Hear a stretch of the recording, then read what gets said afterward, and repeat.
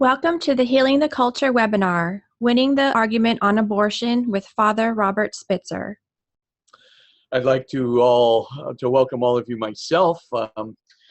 I've been involved in the pro-life movement since I was really a seminarian, a Jesuit seminarian, almost 40 years ago. And since that time, I've started a couple of pro-life organizations, the University Faculty for Life organization, and then also with Camille, co-started Healing the Culture. In addition, I've published 2 books in the subject, Healing the Culture and 10 Universal Principles, both of them published through Ignatius Press, and additionally have been involved with Camille for over 20 years. Here is the astounding part of that relationship. Over the last 20 years, we've been trying to package the pro-life message, if I could put it in marketing terms, trying to put it in a way that people like yourselves who want to be pro-life evangelists could really deliver the message in a very sophisticated way using universal principles of philosophy and especially what we're going to call political philosophy later today. So we've finally got some really excellent statistics that Camille has gleaned from those studies and teaching these principles in high schools.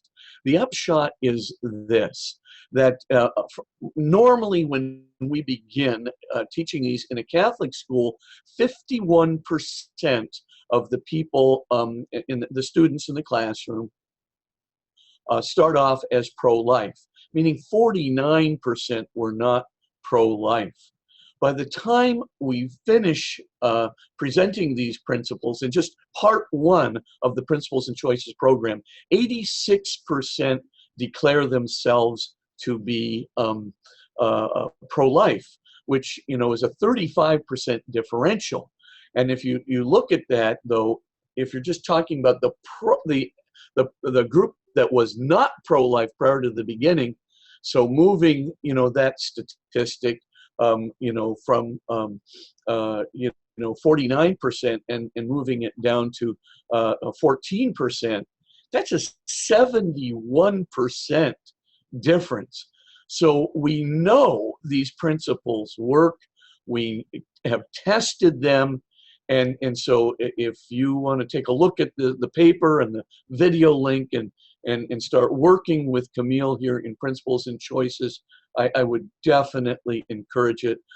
We know that this is a good way of packaging not only our message for marketing purposes, but packaging the truth.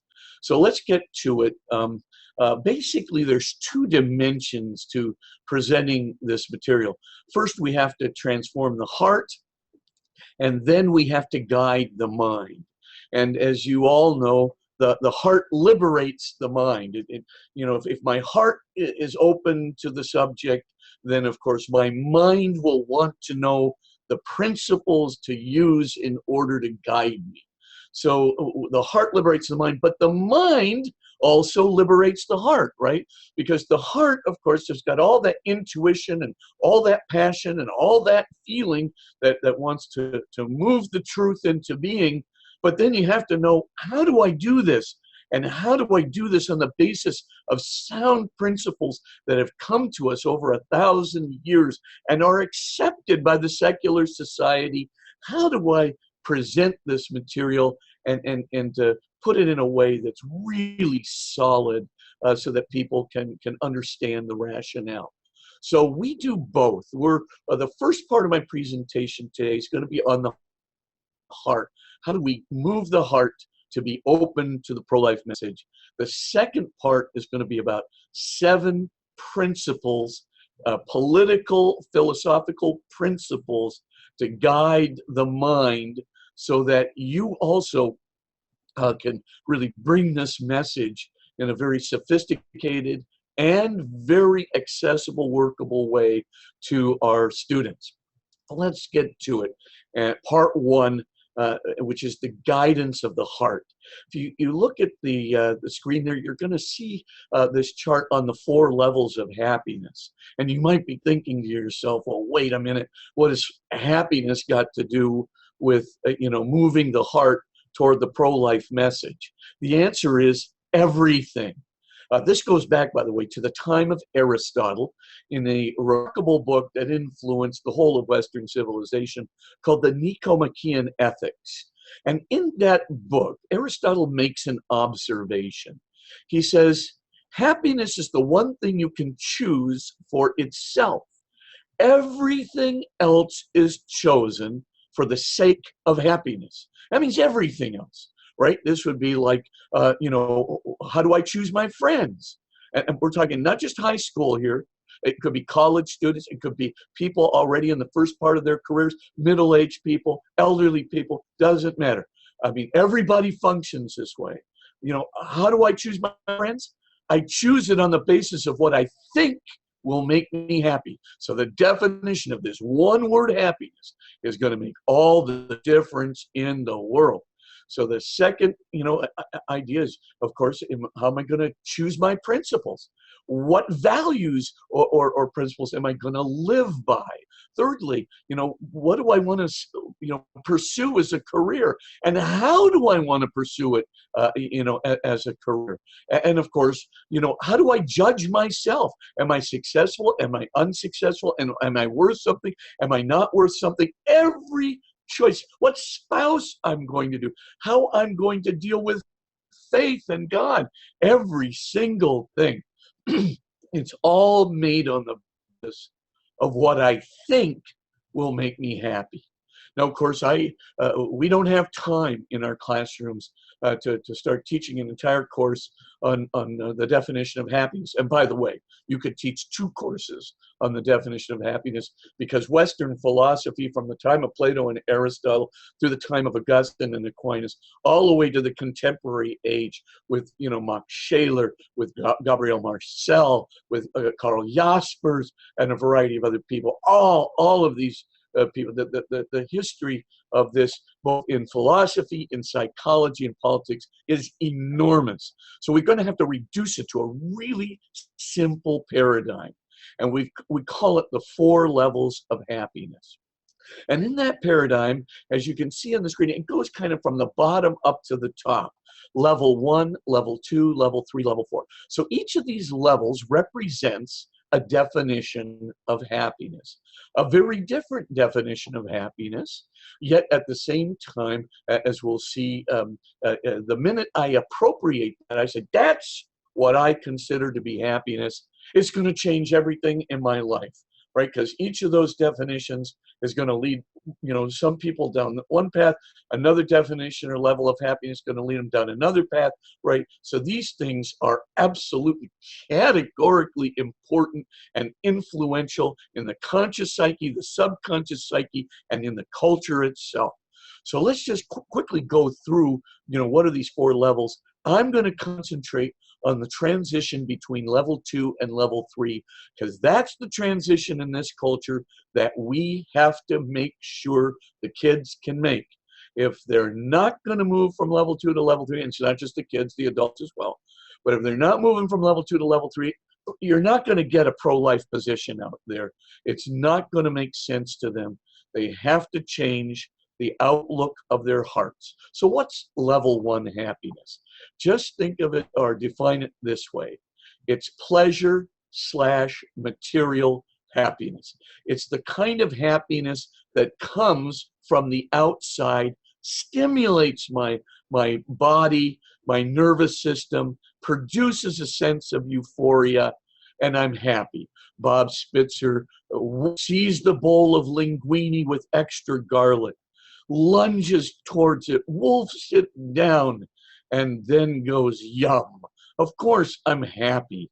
Bob Spitzer is sitting in the Mercedes 500 E-Class with leather upholstery, feeling the superb nature of German engineering taking me around the curves in an accelerated fashion, and I'm happy. My kinesthetic senses have come alive with great admiration for German engineering, etc.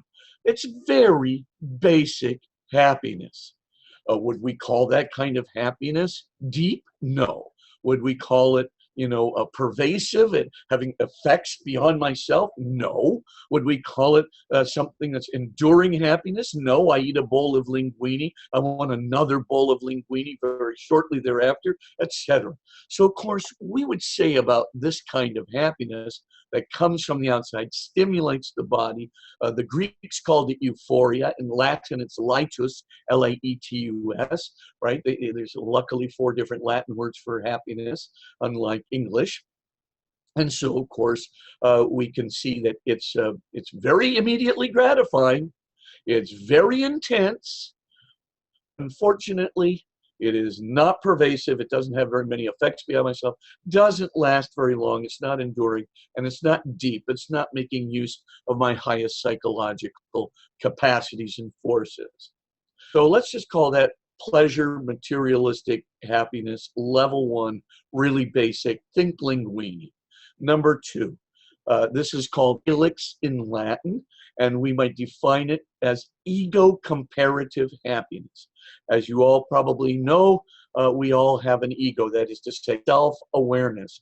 We have our own inner universe, our own inner dynamic. And having this inner universe or inner dynamic, right, we can split the world in 2. We can have the outer world out there and the inner world in here, my privacy, and of course, the public world outside of me. Now, if we say we're egocentric, that is, we're trying to bring the outside world under the influence or under the dominance or under, at least subservience, under subservience to my ego, my I, my inner world. So we're subordinating the outside world to the inside world, to the ego world. So we call it ego comparative happiness because it's focused on shifting the locus of control from the outside to the inside, namely me. But it's also comparative, right? So there's always a comparison involved in level 2 happiness, Felix kind of happiness. And what's that? And well, we're all interested in how our ego measures up to the little egos around us. Who's achieving more? Who's achieving less? Who's got more power? Who's got less power? Who's got more status? Who's got less status? Who's more popular? Who's less popular? Who's a winner? Who's a loser? Who's smarter? Who's less smart? Who's more athletic? Certainly not me. Who's less athletic? Who's more beautiful? Who's less beautiful? You get the point. There's always a comparison fulcrum. The objective is to point to the self. I achieve more. I'm more popular. I have more status. I'm smarter, etc. When I do that, I feel happy. But if I'm losing, if I'm somehow in the position of inferiority or just holding my own, I'm not so happy. I'm feeling a sense of depression, of being judged, of jealousy, of fear of failure, etc., etc. And we're going to talk about these emotions called the comparison game and the emptiness that follows upon it in just a moment. But for the time being, let's just say that ego comparative happiness is level 2. It comes from having an ego. It comes from trying to shift the locus of control to myself. I'm constantly making comparisons. Who is achieving more or less? Who's smarter? Who's less smart? Etc. And of course, winning is the objective. Losing is not so good, right? Being in the superior position is great. Being in the inferior position, not so good. So the idea then it makes me happy when I'm winning. I'm less happy when I'm not. Let's go to level 3 happiness, because level 3 happiness also depends on our having self-awareness, also depends on having self-consciousness, this ego. And in this particular case, though, we have the opposite reaction to our ego. Instead of trying to point the locus of control to myself, I'm trying to give my inner world away to the outer world. I'm trying to make a positive difference to the outer world. I'm trying to make a positive difference to somebody or something beyond myself. Let's call it contributive happiness. Now, you can get contributive happiness from either doing something or being with somebody. For example, you could say, I've made up my mind. I'm going to go out and I'm going to convince people that the pro-life position is good. I want to save the lives of these babies. I want to save our culture from a complete, moral and metaphysical implosion, right? I want to, rid the culture of the hypocrisy of legal statements that follow the Dred Scott decision right into slavery, well, now following it right into anti-life, etc. I want to do these good things, and so I'm going to write a tractate, or I'm going to teach a class, or I'm going to start a program. You could do something, right? And therefore you would have pervasive, enduring, and deep effects, positive effects on somebody or something beyond yourself. But you don't need to do something. You can also be with somebody.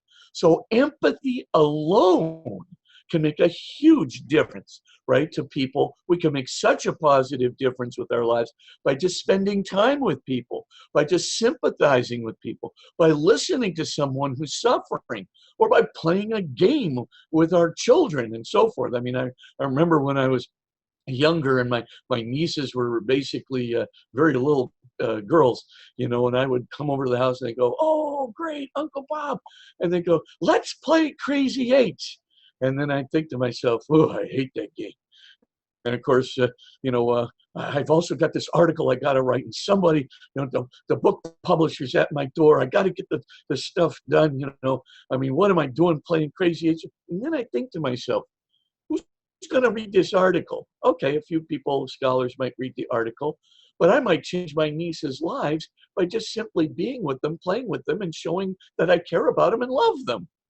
Being with is a powerful force of the good. So we can make others, listen to others, empathize and sympathize with others, and that'll do good. I mean, we start, thinking about these things when we're younger. And the reason is because we get this existential anxiety in our lives. We start thinking to ourselves, hey, does my life make any difference? I mean, we're talking here not about somebody in high school. This starts happening in the 5th and 6th grade. We start thinking, do I have any substance? Does my life make any difference? Right? And finally, maybe you get into high school and you start thinking to yourself, gosh, I don't want to get to the end of my life, and I'm 90 years old and I look back on my life and I go, hey, what was the difference between the value of my life and that of a rock? And you have to say, well, nothing. Maybe the rock more. I mean, at that juncture, right, you're already in incipient despair. You're already feeling deep emptiness and loneliness, a sense of alienation from self, of your life not making any difference. And this is what spurs people to move to level 3. But sometimes they're spurred to move to level 3 through their faith. That's level 4, which I'll explain in just a moment. But essentially, you start thinking to yourself, no, I want to make an optimal positive difference.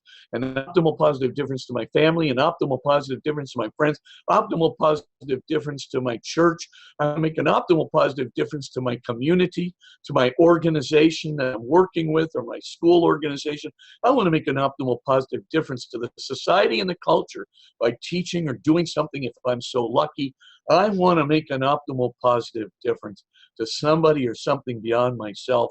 And all of these categories, family, friends, church, kingdom of God, community, organization, all of them, culture, etc. I want to, everything that I touch, I want to make it. The minute you do that, minute you make that decision to go to this 3rd level of happiness, what's called beatus in Latin, from which we get beatitudo, right? Like the Beatitudes in the Gospel of Matthew, right? It's there that we have made this critical move from level 2 to level 3. Therein lies the conversion of the heart. Therein lies, the capacity to be open, right, to something beyond myself. But we must proceed, lest I run out of time. Level 4, this is where we embrace faith and transcendence as the meaning of our lives. This is where we begin to recognize, hey, we have a transphysical soul. Now, we have a whole program, to talk about the evidence for the soul, medical studies of near-death experiences. I mean, we even have a huge program on the scientific analysis of the Shroud of Turin, right, and the evidence for the resurrection on it. We have a really great, assessment of our 5 transcendental desires for perfect truth, love, goodness, beauty, and home.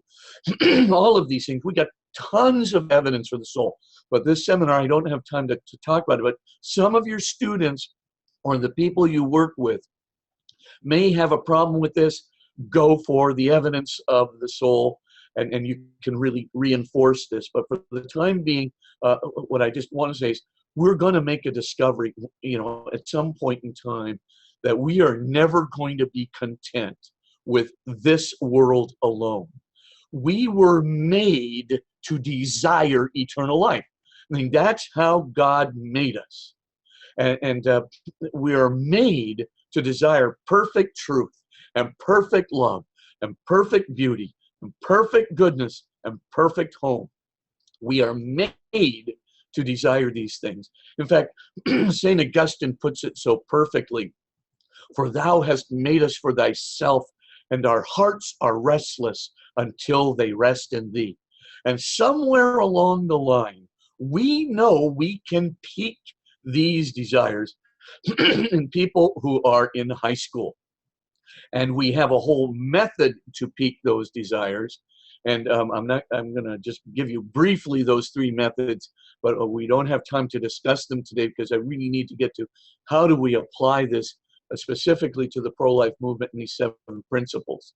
But what I'm talking about here is if we can get people up to the 3rd level of happiness, the contributive, the loving, the empathetic level of happiness, and we can get them up to sublimitas, right? We can get them to the 4th level of happiness. That's transcendent, faith-based happiness. If we can get them up to those 2 levels, we're going to open their hearts. Why? Because the higher levels of happiness, as Aristotle and Plato said 2,400 years ago, are more pervasive, more enduring, and deeper. They're going to have effects way beyond ourselves. Indeed, they're going to endure, they're going to last for an eternity. Love never dies, and they're going to be deep. They're going to use every highest power within ourselves. They're going to use our powers for ideal formation, our powers of moral reasoning, our powers of spiritual relationship and spiritual reasoning, our power of intellection, our powers of creativity, all of our higher powers for truth, love, goodness, beauty, and home. We're going to be using them all. Now, when you really look at that for just a moment, you can see how pervasive the effects, how deeply qualitative the effects will be, how enduring unto eternity the effects will be. Truly, St. Augustine was right, for thou hast made us for thyself, and our hearts are restless until they rest in thee. Imagine getting the kids to move from level 2 to level 3 and level 4. If you can do that, then you've got something good. Let's take a look now at our next, I promise I'm going to move a little faster through some of this material. I do want to get through the major principles. But here you're going to see this illustration of the comparison game. I just want to go through it quickly, but bearing one statistic in mind. Starting in the 5th and 6th grade, you can be sure that about 70% of your students, by the time they are seniors in high school, will be ego comparative dominant. They're going to be dominant level 2 identity, dominant level 2 happiness, dominant level 2 purpose in life. Now, what does that mean? What that means is that they're going to live their life as if really the only thing that matters is achieving more, being better, being smarter, being more athletic, being more beautiful, having more status, having more popularity, being a winner, etc., having more power, control. Now you look at that and you go, holy smokes, what's going to happen to a person who excludes contributive meaning, that is to say, doing something purposeful and positive for others, excludes transcendent meaning, excludes their whole transphysical soul, right, from their being? What happens if you're going to do that and just exclude the whole of these two major pervasive, enduring, and deep identities and desires within your being? Here's what's going to happen. You're going to split the world into three parts after you feel pervasive emptiness, right?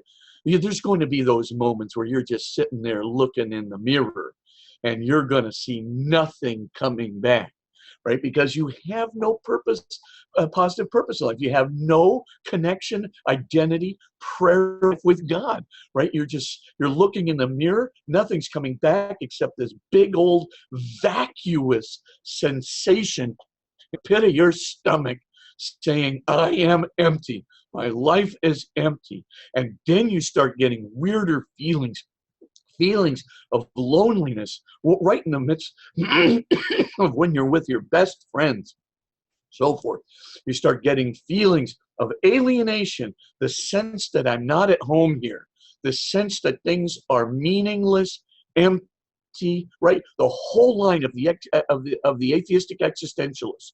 What you get basically are the sensation of not being connected, of not living up to your purpose, of being very empty, of being lonely from this spiritual force that you yearn to be connected with, of actually being alienated from yourself and alienated from the totality, like you don't even fit in.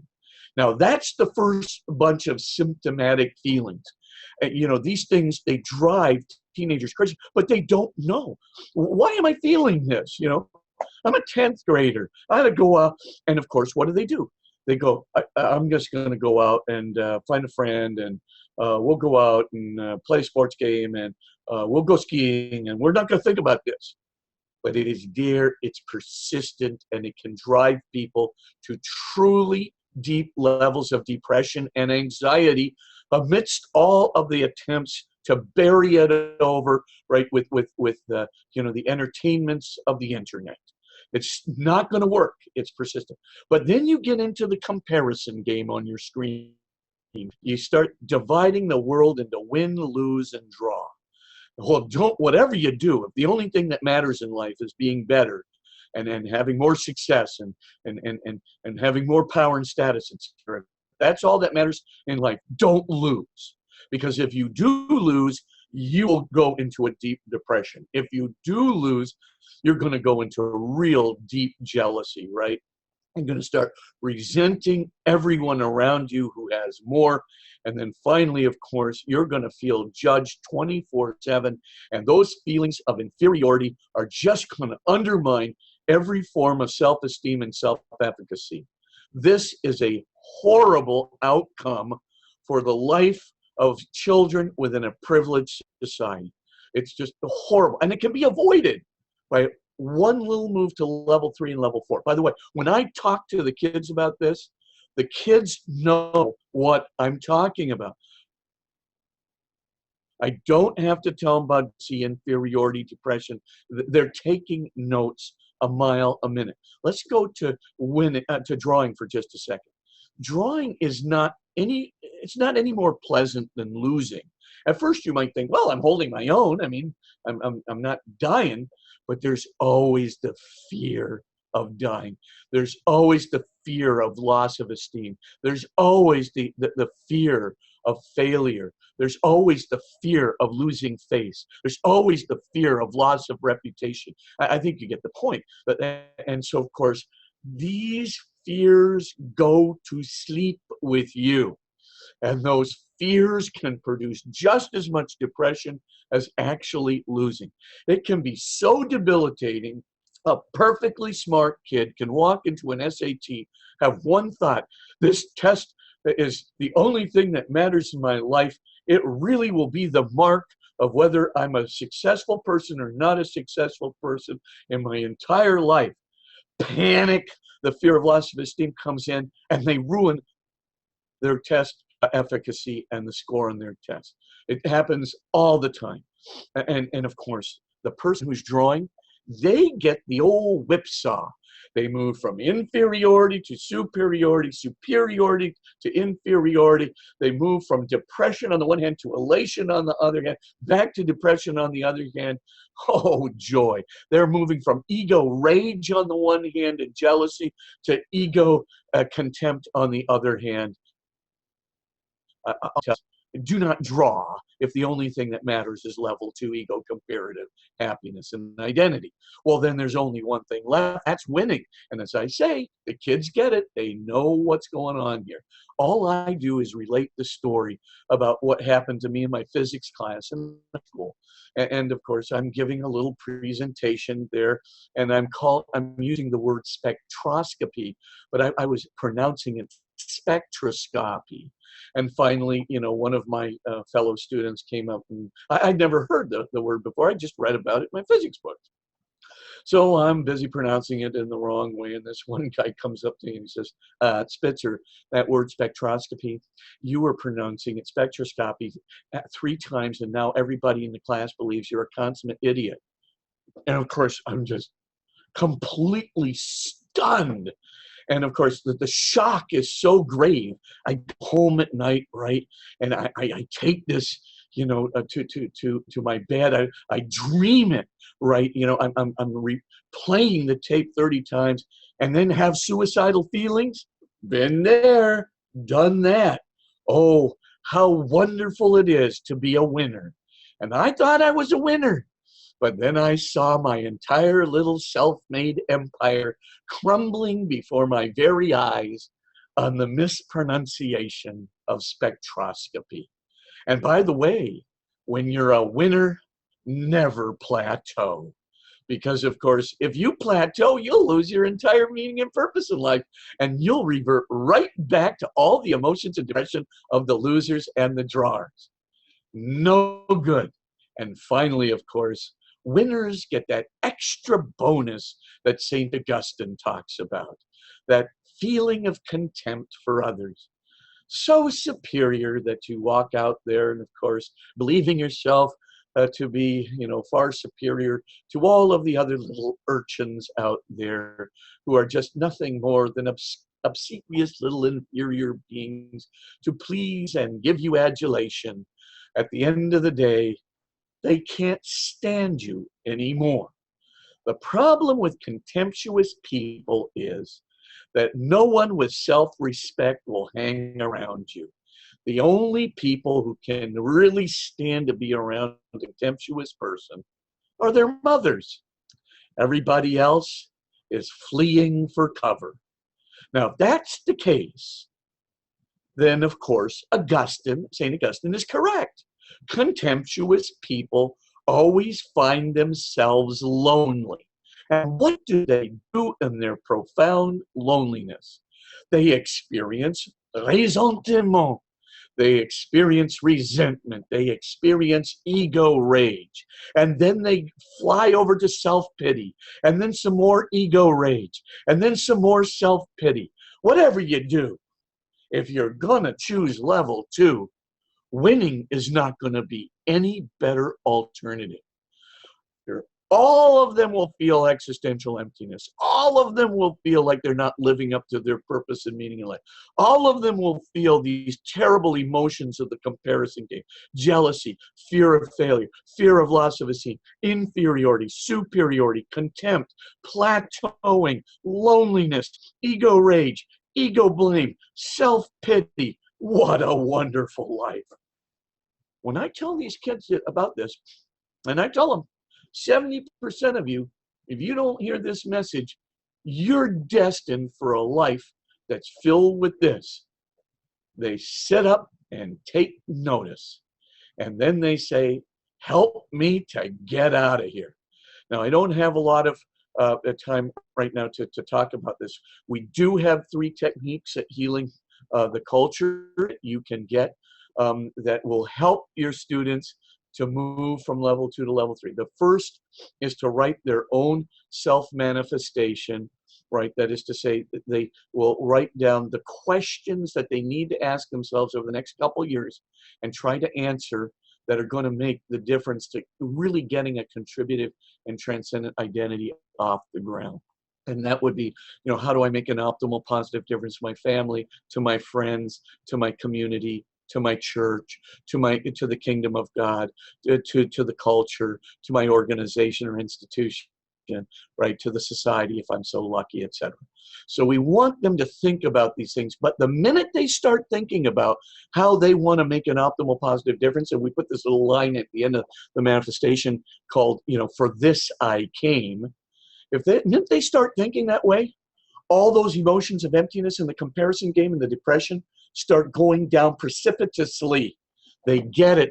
Their heart is opening. They don't want to be there. They want to live for purpose. They do want to live for faith. If you give them enough evidence for God, and we've got plenty of it, enough evidence for the soul, and we've got plenty of it, enough evidence for Jesus, and we have plenty of it.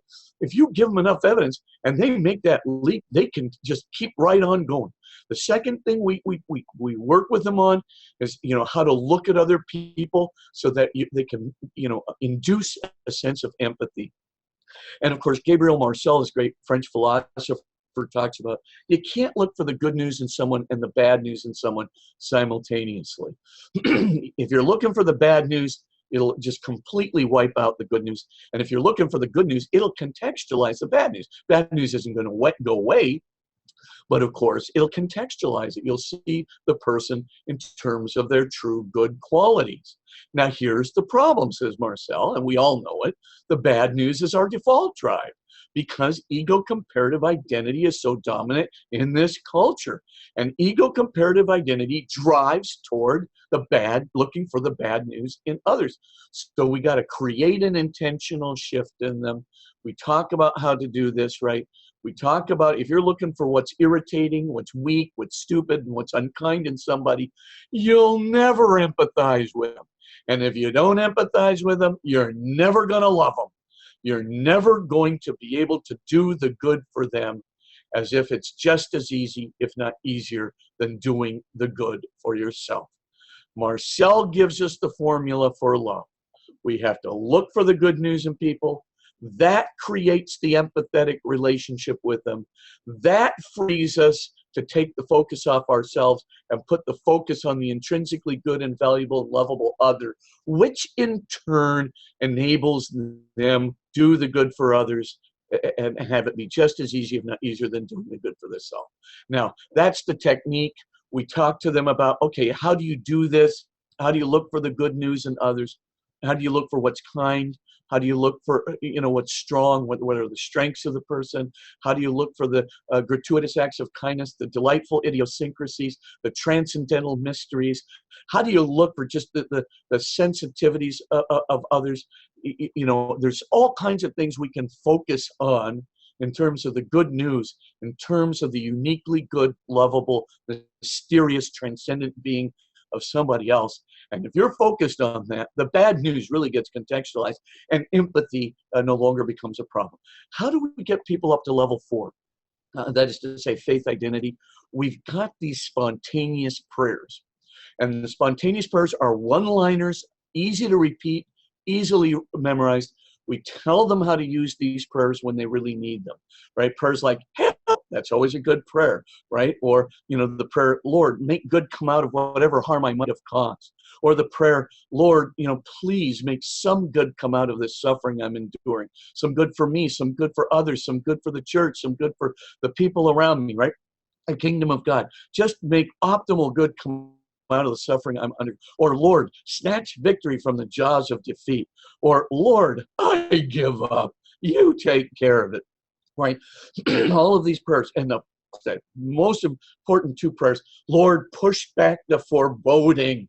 Right? When those feelings of depression, anxiety are coming over, just using your hands, Lord, push back the foreboding. And he does. If we keep repeating it, he does. And finally, thy loving will be done.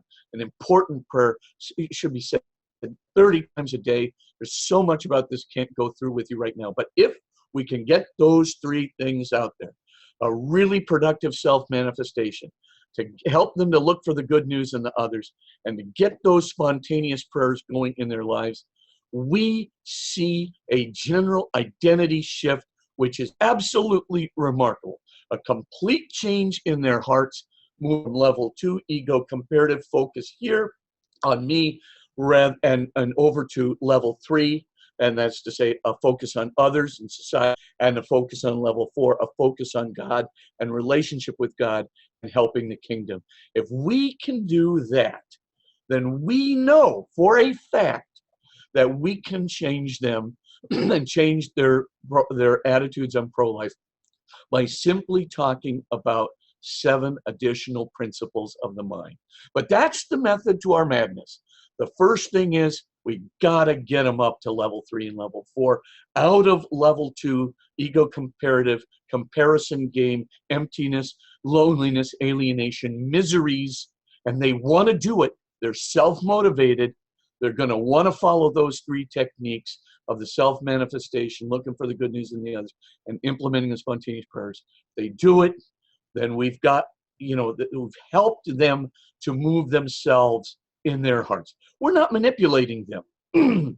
We're just simply pointing out what they already know so that they can freely choose level 3 and level 4. And if they don't freely choose it, it's all over. But if they do freely choose it, there's a whole new heart out there. Now what do? Well, we have to go through 7 essential political principles to guide the mind, recalling that the heart liberates the mind, then the mind in turn can liberate the heart, guide the heart, help the heart to integrate its highest inspirations and ideals within the society. So let's just go through really quickly. What are these 7 principles that secular society completely accepts? By the way, most of these came from the church, right? That can actually make a convinced 71% of people who were formerly not pro-life to be open and positive about the pro-life issue and stance. What are they? Number 1, the principle of non-maleficence. That's a fancy way of talking about the silver rule. By the way, I'm going to get to a chart that I wasn't able to get to, but I'm just going to get right there very quickly. The second principle is called universal personhood, or full human potential. So we'll talk about that second principle. The third is no unjust law, principle that comes from St. Augustine.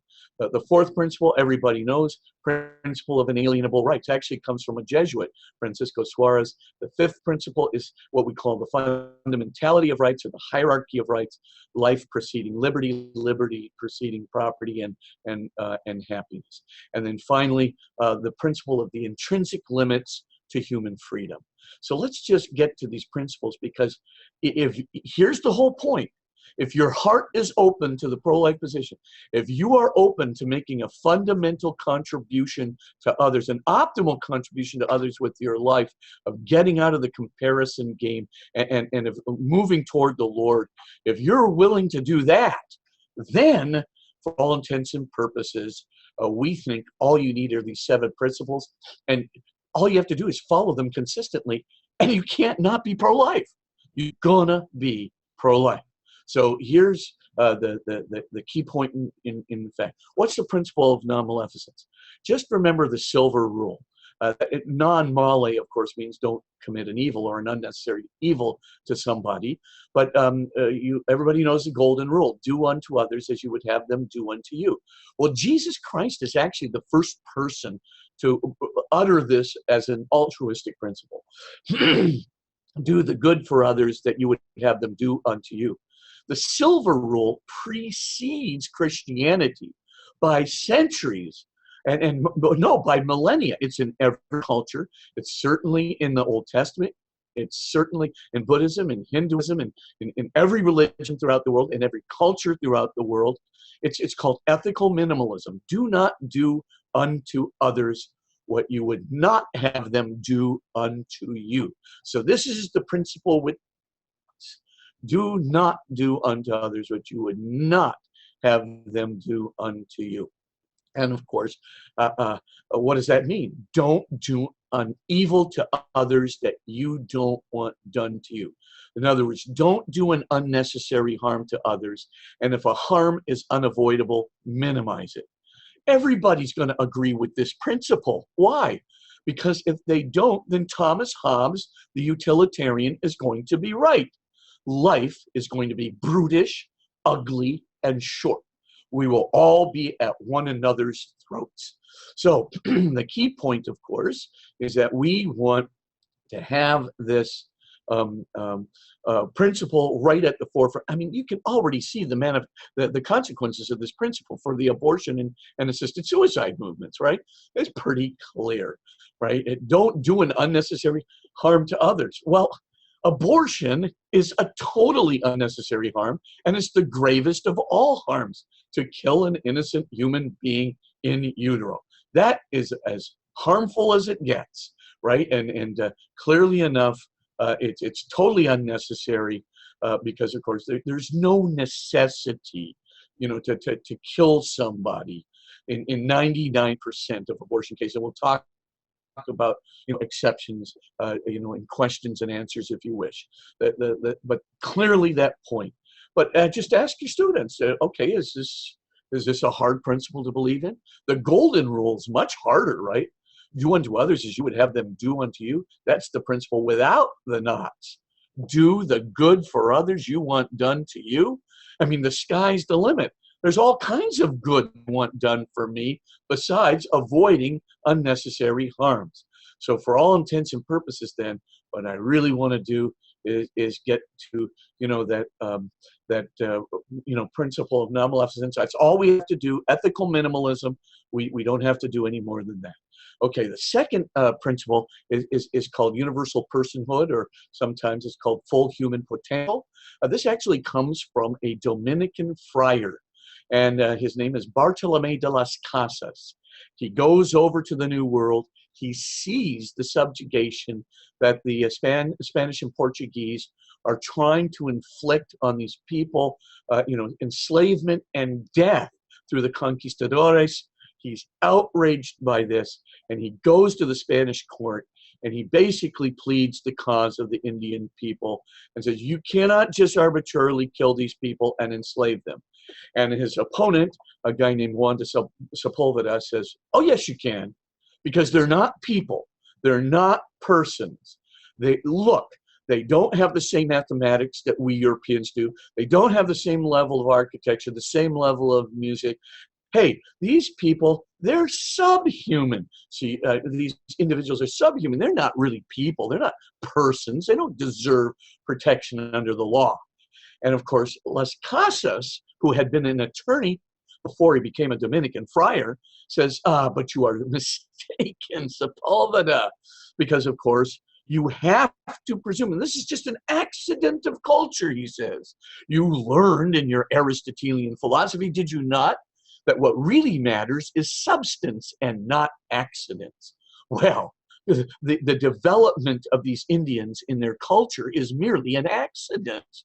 I mean, they're going to catch up with European culture, and they're going to catch up with the totality of European culture in mathematics, in music, in architecture, and everything else within a decade or two. And then what will that do to your argument? Because, of course, these Indians have full human potential. They just haven't actualized that potential fully yet. Now, of course, Las Casas, doesn't win the debate because the Spanish and Portuguese want to continue to enslave the Indians. So, of course, they send him packing. But, of course, his manifestation to the Spanish and Portuguese government still stands today, right? He addresses it to the King of Spain, as a tractate on the Indian peoples and the prevention of the outrageous and bloodthirsty actions of the conquistadores. Now, that's a pretty inciting title. But the key thing, you get the point of Las Casas. Every time you judge whether a human being is a person deserving of protection under the law, you must always do this on the basis of their full potential. Otherwise, you're going to make a judgment that they're subhuman, and if you do that, try to rationalize killing and enslaving them, which is a violation of the most fundamental principle, ethical principle, the principle of non-maleficence. You are going to wholesale and categorically violate the silver rule, ethical minimalism. There's nothing left of your dignity. You are ethically vacuous. Now, of course, Las Casas' thing can be applied, principle can be applied to the pro-life culture. Having a human being in utero, and make no mistake about it, an in utero, a single-celled embryo, even unattached, is a fully potential human being. It's a human being because it has a full human genome, a unique full human genome with mitochondrial DNA, which exists in every human being, but not outside the human family. Of course, this is a living organism with this whole, I can tell you by sequencing the DNA in that single-celled embryo, what that human being will have talent-wise, what they'll look like, what their, not just what their gender is going to be, what their athleticism is going to be. I can tell you, I can't tell you what their personality and their decisions and so forth are going to be, but certainly you can know a lot about this unique human being. Now, what's my point? Who's going to argue this is a human being? If it's a human being, says Las Casas, in order to avoid wholesale and reckless undermining of the principle of non-maleficence and causing just innumerable harms to others, you have to judge them to be persons according to their potential, because their accidental stage of development, their stage of development, first trimester, second trimester, third trimester, is mere accident. There's nothing substantial about this whatsoever. And so if we're going to base things on substance and not on accidents, then of course we're going to have to apply the principle of non-maleficence to every human being, assuming that they have full human potential and assuming then that they are deserving of protection as persons under the law. Third, St. Augustine gives us this wonderful principle, no unjust law. And he put it in a different way, in his tractate on lying. And essentially what he says is an unjust law is no law at all. Now, we know that this has been so often quoted by every single person who had some kind of, social ethical cause. So it's been Gandhi, Martin Luther King, and so forth have all used this principle. So it looks like I've got just a few more minutes to bring this my presentation to fruition here, but I'm going to just finish. I want to finish these principles very quickly. But what did Augustine do when he did this? What he did was he subordinated the law, the positive law, the law of legislators, the law of courts, to the principle of justice itself. You shall do no unnecessary harm to others, and you shall give every human being what they need and deserve in order to live a full human life, and you shall do it equitably. That principle, the fundamental principle, is higher than any law. And if a positive law violates that principle, it's no law at all. It deserves to be undercut, and it deserves to be changed because it undercuts the justice that the law is supposed to be premised on. Let me just give you the last few principles very quickly so we can turn to these questions. The first thing of import is the principle of inalienable rights. As I said earlier, this comes from Francisco Suarez. He was a Jesuit, and essentially he in 1612 he wrote a book called De Legibus. And what he said is that the principle of justice is something that the desert, the obligation to observe the principle of justice for every human being belongs to every person in themselves. That's the key point.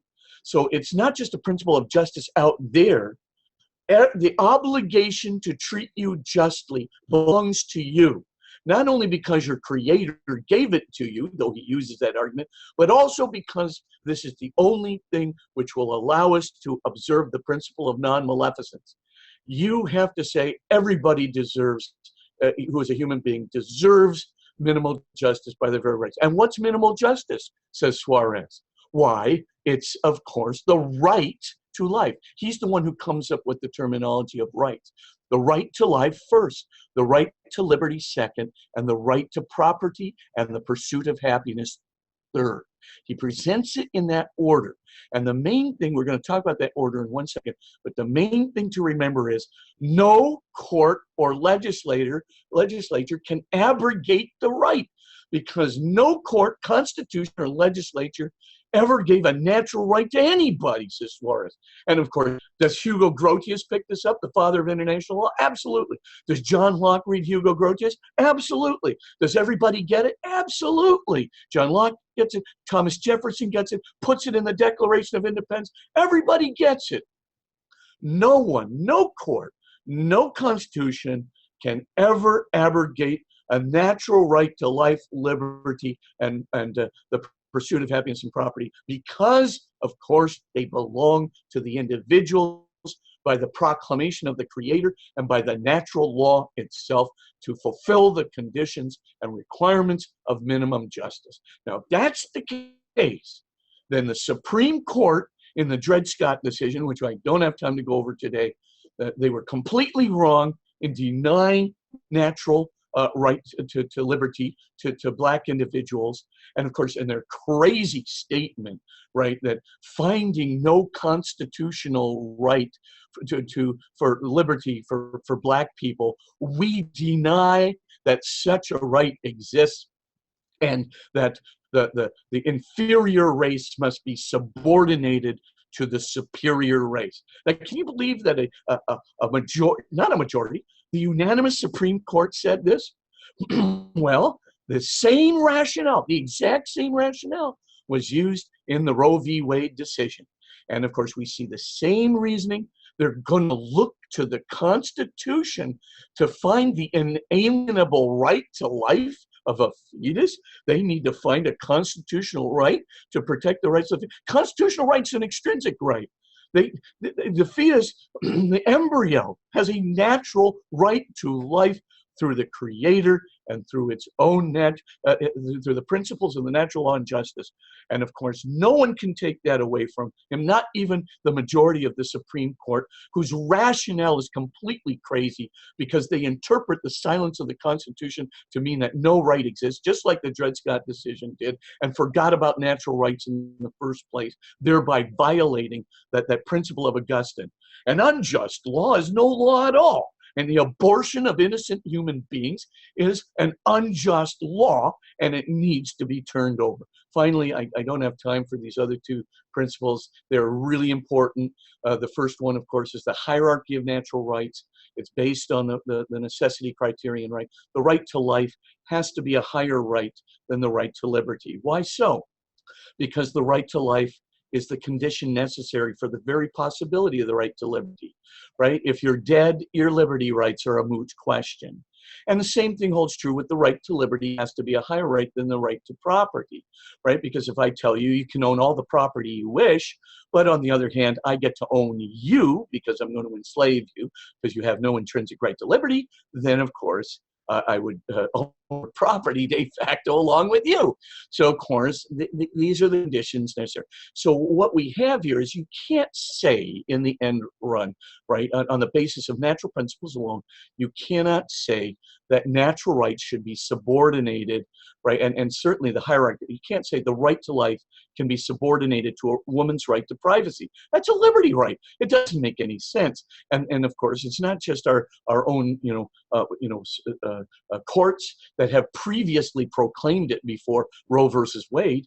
But of course, it's also there in Thomas Jefferson, in our Declaration of Independence, in John Locke, in Hugo Grotius, Francisco Suarez, and the whole history of philosophy.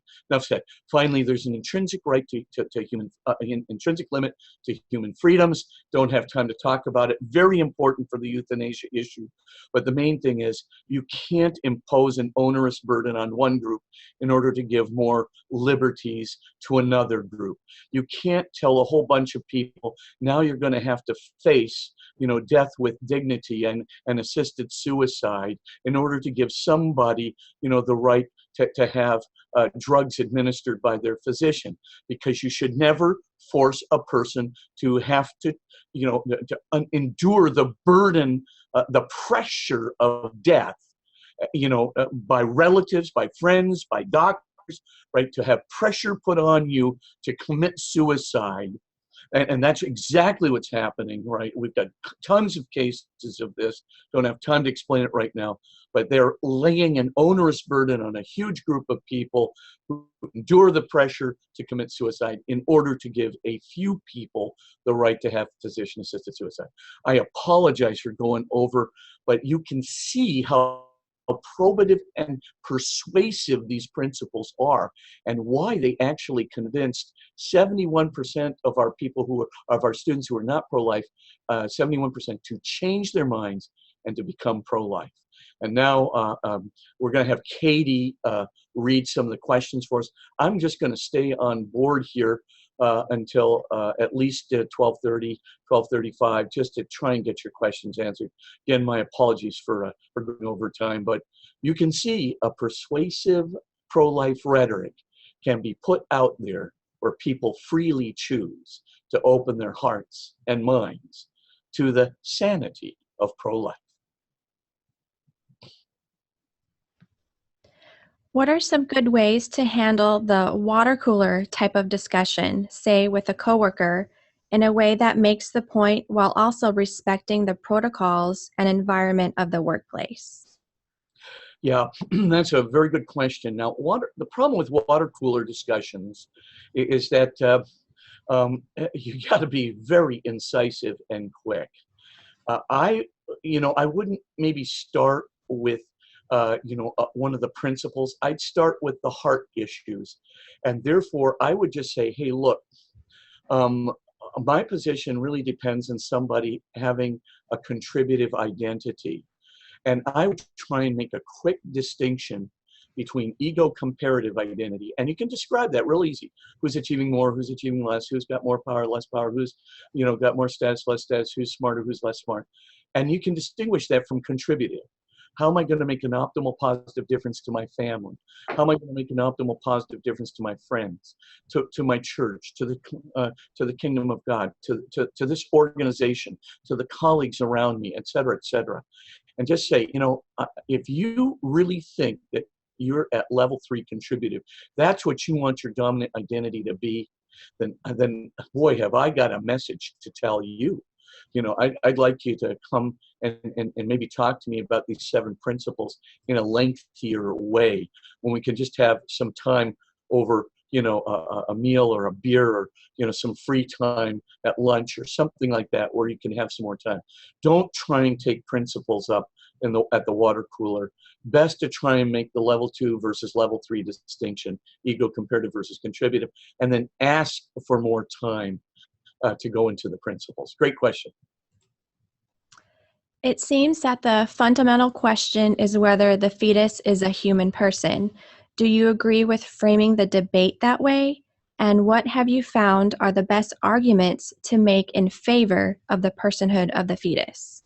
Yeah, I would probably use the same arguments I just made. So that we have to do it in 2 stages if we're going to talk about the personhood of the fetus. Remember, what legal personhood means is that this human being is deserving of protection under the law. But deserving protection under the law means that the law must protect and not sanction the killing of that human life. So that's the minute you get people to say that a human life is a person, that's what you're getting them to. So let's go through just 3 steps to doing this using the principles that I just laid out. Step number 1, you have to show that a single-celled embryo is in fact a human life, right? So what we're talking about here, right, is the single-celled embryo having, and all you need to do is establish 3 things. Number 1, it has a unique and full genome. That's all. It's uniquely, in all the history of humankind, it's totally unique, and it is human, unmistakably human, not other than human. Number 2, if you want to add to that, you can say also mitochondrial DNA. This is the marker that every human being has. It comes back from our ancestor of 200,000 years ago, our common ancestor called genetic or mitochondrial Eve. And of course, we all have this, and no other being other than a human being has it. So that's a second marker. And number 3, the third marker, very clear. This is a living, metabolizing organism, which is going to follow the sequence in its own DNA to its full development.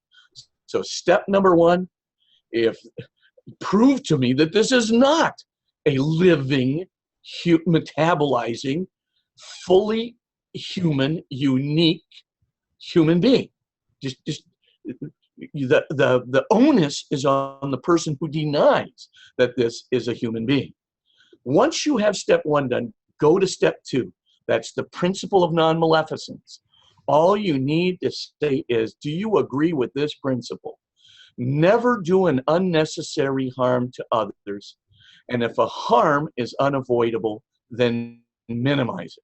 Now, if you can get them to agree with it, then follow it up with step number 3, Las Casas' principle of universal personhood. What is that principle again? Every human being. We established that in step 1. Every human being, now we're going to say, must be considered a person, because we must judge that human being according to their full potential. It doesn't matter what stage of development they're in, first, second, third trimester. Remember, that's mere accident. We have to evaluate every human being on their substance. And their substance is their potential. And their potential is determined by their unique genetic code. So the key thing that we have in mind then is that we want this to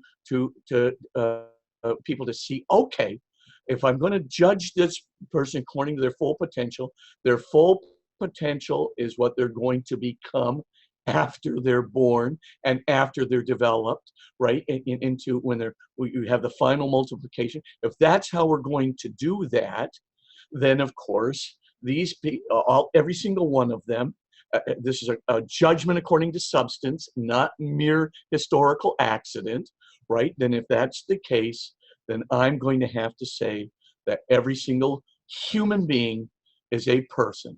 Every single full human genetic, full human unique genome that's going to develop into a person, into a human being, is a person, and that's on the basis of course, universal personhood, which is based on substance rather than mere historical accident. And there's no way out of it, because the only consequence, if you deny the principle of universal personhood, then you wholesale simultaneously deny with it the principle of non-maleficence. You basically say, go ahead and do unnecessary harm to others. That is a violation of fundamental justice. And by the way, it will lead to life being brutish, ugly, and short. And you can really do this very, very quickly just by those 3 steps. Good question. Most of my family is pro-choice, and one immediate family member had an abortion some years ago. Obviously, this is a sensitive topic around holiday gatherings, yet I don't see them that much outside of those since they live across the country. I'm not looking to start the argument on abortion in those circumstances, but I want to at least explain my views and why they should consider adopting them. Do you have any advice on the best ways to have that kind of conversation with the people closest to you? Yeah, the first thing, you're absolutely right, listener. Please do not, you know, turn Christmas into a debate on abortion.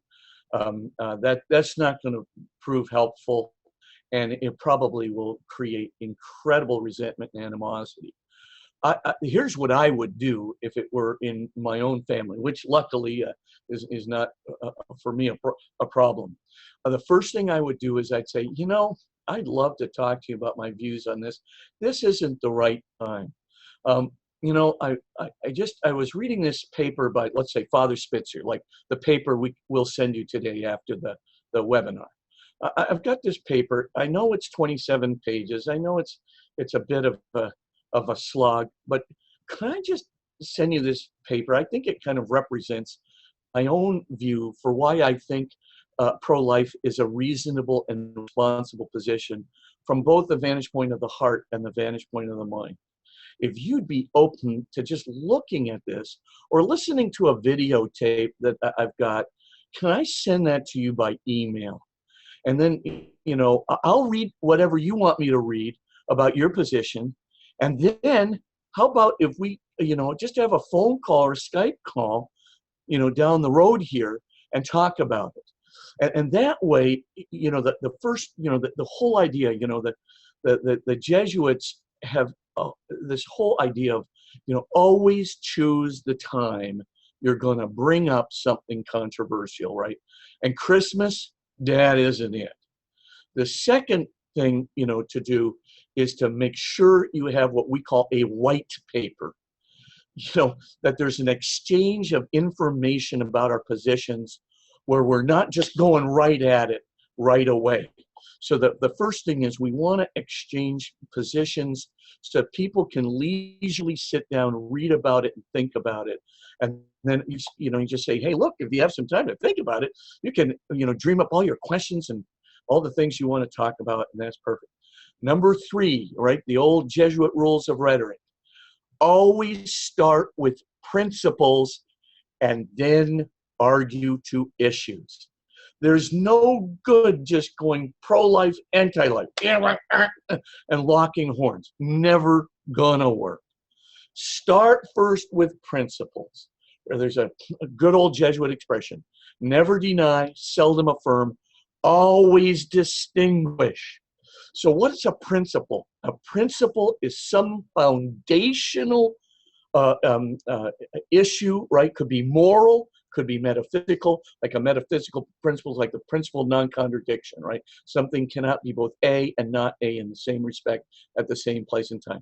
It's a fundamental principle. We call it an undeniable foundation of our metaphysical and logical thinking. We also have what's called moral principles, right? Like the principle of non-maleficence. Do not do an unnecessary harm to others, and if a harm is unavoidable, minimize it. Now, if people say, I deny that principle, my reaction would be, okay, run, Bambi, run, because you're dealing with a sociopath. But of course they're going to affirm it, and if they don't affirm it, just ask them, do you realize what you're saying about yourself? You're proclaiming yourself a sociopath, you know, conscienceless. So the point at hand, though, is always start with the principles. Then once you get them to agree to the principles, you know, it's like my dad at the dinner table, right? Would you agree with this principle? Oh, good. Would you agree with this principle? Oh, yes, I would agree with that principle. But if you agree with those 2 principles, then by non-contradiction and consistency, you're going to have to agree with me on the pro-life issue, because, of course, abortion denies full human personhood to every human being, which is a wholesale violation of the principle of non-maleficence. And you said you were a level 3 contributive person. You said you were going to try and, you know, abide by the silver rule. Don't do an unnecessary harm to others. Well, if you're level 3, you're a golden rule person, which absolutely includes the silver rule. How can you be saying that? So just remember, these are the three ways to do it. Choose the situation well. Always send a white paper for an exchange of ideas. Number three, argue from principles to issues. Never argue issue on issue. So if you do those things, I think you will be in very, very good shape. But yeah, don't take it on at Christmas. Great question. How should we respond when people say they support abortion in cases of rape and incest? Yeah, again, this comes down to arguing from principle versus arguing from issues. Now, I know there are some legislators who say, and I have to agree with them, if I can get people to make partial birth abortion illegal, okay, okay, let's do that. You know, I'm not going to go for the perfect solution in a political, gambit, right? Let's take whatever we can get, and now let's try and improve on it. It's like, when you're dealing with a benefactor and you're asking for money. I remember one time when I was president of Gonzaga, I was asking, a guy for a lead gift for Gonzaga, $10 million. And he said, well, what category do you have me in? And I hadn't told him about the 10 million. I said, well, we got you in the 10 million category. He goes, well, I'm not in the 10 million category. I said, well, what category are you in? He goes, I'm in the 5 million category. I said, okay, let's start there, and now we'll work our way up. Now, it's the same thing in politics, right? You can't argue with principle. You have to take what you can get. However, when you're dealing with somebody personally who says, is it intrinsically right to kill a fetus because they were born out of rape or incest? The answer to that question is no. It is not intrinsically right. This is an unnecessary harm. Now you could say, no, the necessity is there. This person is going to give birth to a child that was, conceived in the most horrible of circumstances. Yes, but time after time, what has the Rachel Institute and so many other people researching in the National Right to Life movement discovered? The best thing that ever happens to a rape and incest victim is when they give birth to the child, even if they give it up for adoption 60% of the time, give that child up for adoption 60% of the time. The best thing that still ever happened is the birth itself, which does in many ways to limit the problematic features of the mode of conception, which of course is horrific. But the principle is you cannot, violate the principle of non-molestation. You can't cause an unnecessary harm to others. But the circumstances of conception do not justify, people, doing that unnecessary harm to the poor child who is the fruit of that horrible manner in which the conception took place. And so we have to stick to the principle and say, no, it's not right. If we let the principle of non-maleficence go in some circumstances, where do we stop? And the point is, we never stop. This is the point of the enslavement of the Indians. This is the point of the Dred Scott decision. This is the point you can say, never bring out Nazis. Yes, of course it's the point of the Nazi doctors. There was no stopping. Once you decide to violate the principle, once you decide that there is some mitigating circumstance to the principle, historic, and it'll of course be based on an arbitrary historical accident, but nevertheless, once you decide that, right, then the end will justify the means, and it's all over. You will not stop the slippery slope. How much history do we have to read to get there? Plus, we now have all this good research that, right, the birth of the child is very, very often the best thing that ever happens to mitigate the pain under which the conception occurred.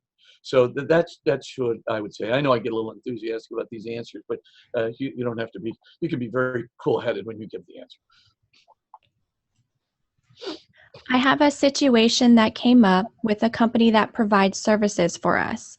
They assigned someone to our account, and when they reached out to me on LinkedIn, I noticed that they are closely tied to Planned Parenthood and have done work in that area. How do you recommend I handle this? Should I just ask the vendor to assign someone else? Should I ignore it unless it comes up? Or is there a way to engage them on the subject constructively? Well, that's a really difficult question to answer because you can't answer that question on the basis of principle. At this juncture, first of all, if the vendor is proclaiming that they are pro-abortion, absolutely, you should just say, I'm not doing business with that vendor. End of story. I'm going somewhere else.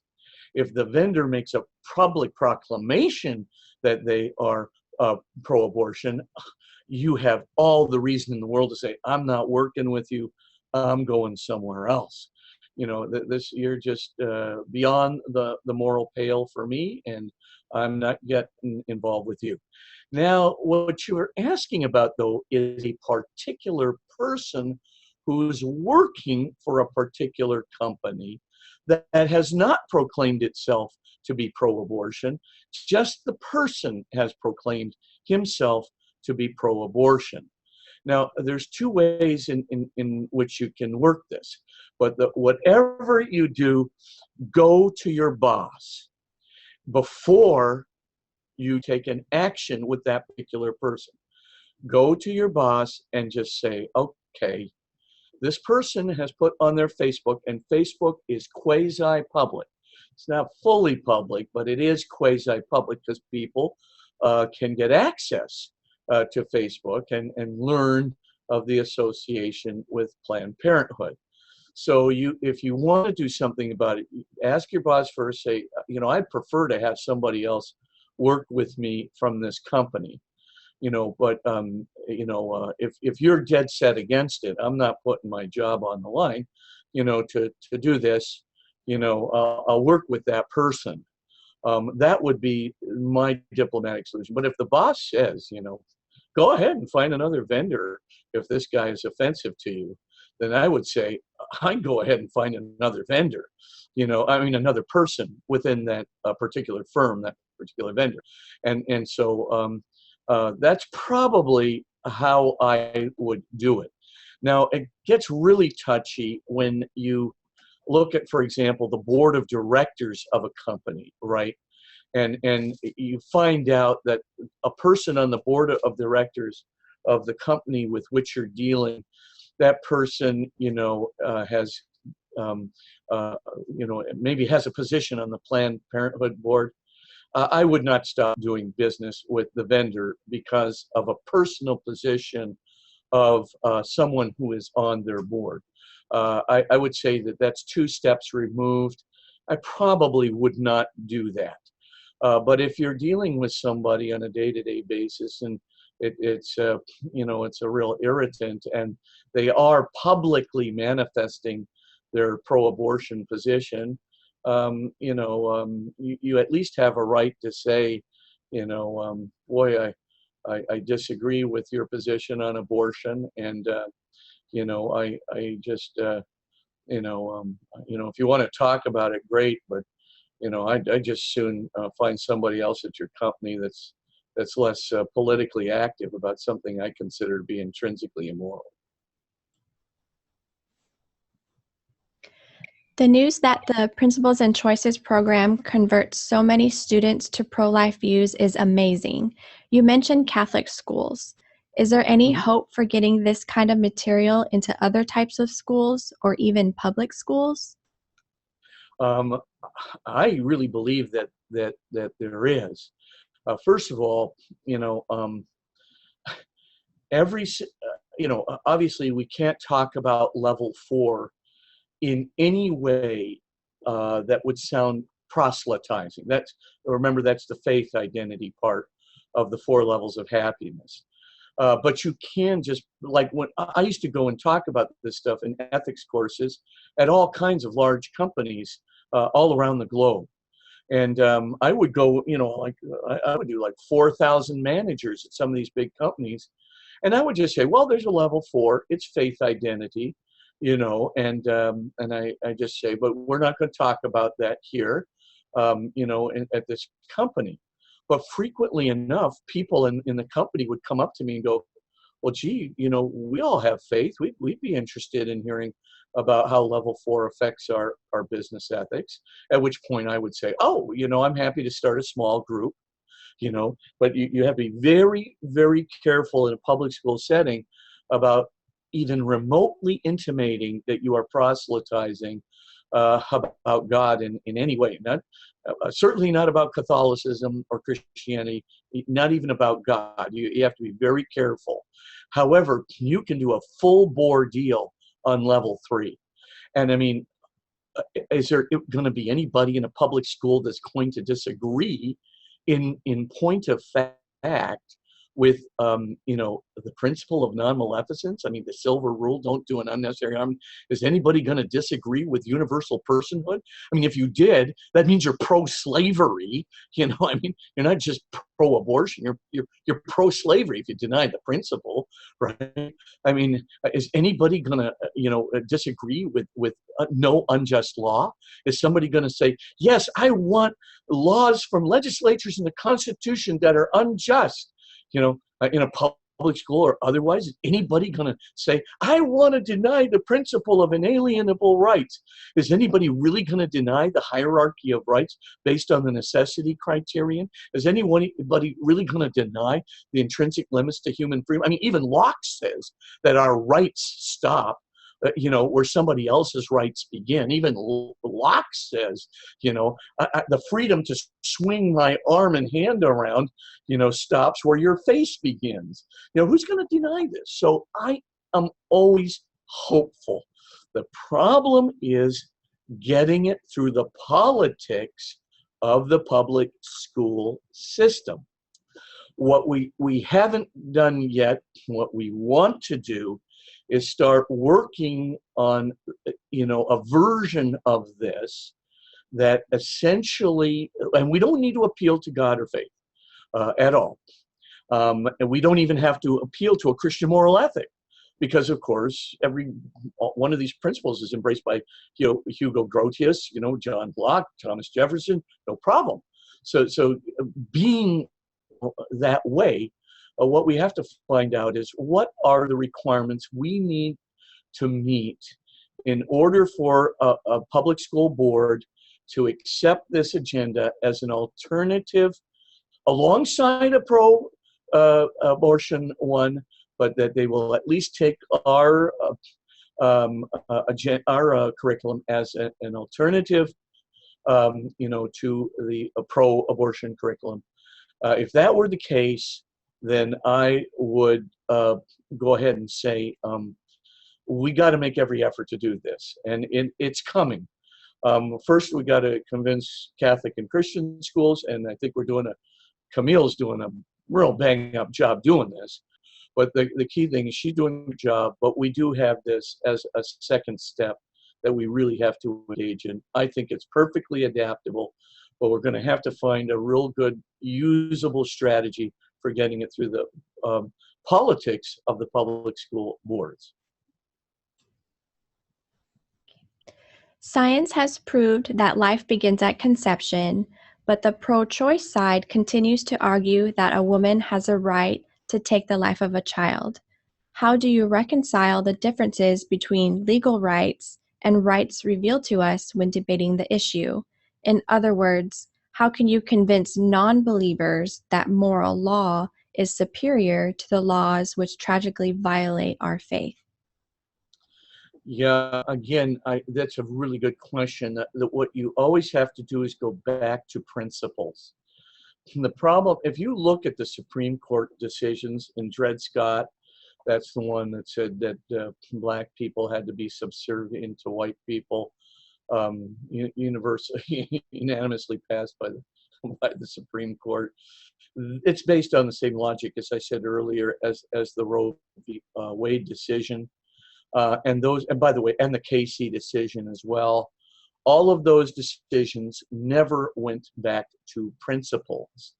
All of them fundamentally denied the inalienable right to life, which is in the Declaration of Independence. And also, of course, we have in our 14th Amendment, that no state law can violate the inalienable rights to life, liberty, and the pursuit of happiness. So already we've got some problems just on the denial of natural rights to the single-celled embryo, to preborn human life, as well as what happened in slavery at Dred Scott with the Indians, with Bartolome de las Casas. We have a fundamental denial of the principle of natural rights. So that's the first thing that again, we have to reestablish it. The second thing we have to reestablish is the full human potential principle, the universal personhood principle. In law school, everybody's going to agree in law school that every human being should be considered a person based on its full potential, not on any historical accident of development. And then, of course, they turn right around and skip over that principle when they make a court case like Dred Scott or the Roe versus Wade. So, of course, again, we're dealing with a completely, baffling, violation of principle. The third thing that we notice, and again, these laws, as you put it, is that they're arguing that silence indicates the negation of the right. So, okay, in Roe v. Wade and in Dred Scott both, what the Supreme Court said was, first of all, there's no natural right to life for preborn human beings, and there's no natural right to liberty for Black people. Okay, that's the first thing they say. The second thing they say is, well, now we're going to figure out whether there's a constitutional right. Remember, a constitutional right is one that's declared into existence by the Constitution. Natural right is not an extrinsic right. It's not declared into existence by a constitutional legislature or a plebiscite, a vote. Instead, it belongs to the human being by their very nature. That's how our Declaration of Independence works. The British government is violating our natural rights. That's why we have the right to revolt. Our natural rights are being violated by your unjust positive law. Now, the point is, they say, okay, well, do Black people and preborn human beings have constitutional rights? Now they say, we look through the whole Constitution and finding no precedent in the Constitution, no wording in the Constitution, and no direct precedent pertaining to Black people or to in the case of Dred Scott, or preborn human beings, in the case of Roe v. Wade, we find no. They have no constitutional rights. Now this is a violation of the first law of legal evidence, which is silence is silence. Silence may neither be construed to be yes or no, because it's not yes or no, it is simply silence. Now we have, in two of these very spuriously sophisticated cases, we have now the interpretation of silence in the Constitution, meaning a negation of rights for Black people, negation of rights to life for preborn people in the Constitution. This is unbelievable. And by the way, there are three other logical errors which I point out in my book, 10 Universal Principles, in the same two decisions. It's absolutely stunning. You can tell from all the sophistry, the violation of the principle of silence, violation of logical principles, the violation of the principle of non-maleficence, the violation of the principle of full human potential and universal personhood, the violation of the principle of no unjust law. All of these things are violated, and it's wholesale violated Once you get all those principles violated in a single decision, obviously you know that mischief is afoot, and the mischief will be violent and marginalizing and negative, dehumanizing and murderous indeed. And so it has been in Dred Scott, and so it has been in Roe versus Wade. So essentially, your question is excellent, but that's how I always go back to principle. Never try to argue an unjust law, because of course, you have to prove that the law is unjust. But once you prove that the law is unjust on the basis of principle, you got them nailed. And that's what you have to do. We have more questions, but we want to respect your time. We'll answer any remaining questions in an upcoming email. Thank you so much, Father Spitzer, for hosting this presentation and answering our questions. The video of this webinar will be made available for viewing within the next few weeks. You will receive a link to the video in an email. And you'll also receive a link for my 27-page paper that outlines all of these things, along with some of the answers to your very good questions. It's been an honor being with all of you today. Thanks so much, everyone.